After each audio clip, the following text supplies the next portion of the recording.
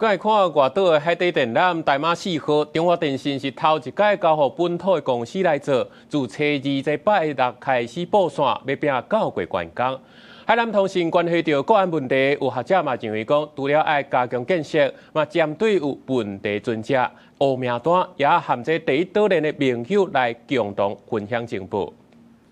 5月連假結束了，當天的民眾有線電視也是未看的，電腦上班有當時會斷線，因為連接東引甲北港的大馬3號電纜4月29登記，當天地區的網絡通訊全部攏斷，除了搶修，中華電信是開微波通訊備援。因為2023年大馬2號加大馬3號兩條電纜攏斷去，嚴重影響馬祖的通訊。中華電信即馬要由大馬4號海纜，隨時佇南港建設澳口海峽正式布纜，已經到華大登陸的階段，要拼9月完工。目前包括我們有線電視還是不能收看啊。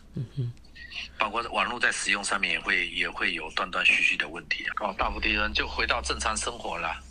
因為鄉親之前都使用習慣，突然海纜斷掉，當然會對我們在使用上面會造成生活上面很大不便啊。這次過來第一遍由本土公司東方紅聯負責有離島海纜，展現台灣建立通訊韌性，具備基礎建設的能力。大馬4號海纜由新北市伸出去，串聯東引鄉、南安鄉加西基島，將會加這麼的2號海纜，將佇咧修理的3號海纜加微波系統，經過多重備援。台灣海底電纜正脆弱，這幾年定定登記。地理資訊分析公司亞前地台營運長王碧林捌警告，海纜安全是無規則戰爭的戰略浪棒。建議第一島鏈包括日本、台灣、菲律賓，用情報共享、技術整合，建立透明化，非對稱威脅。可以有這些情報交換，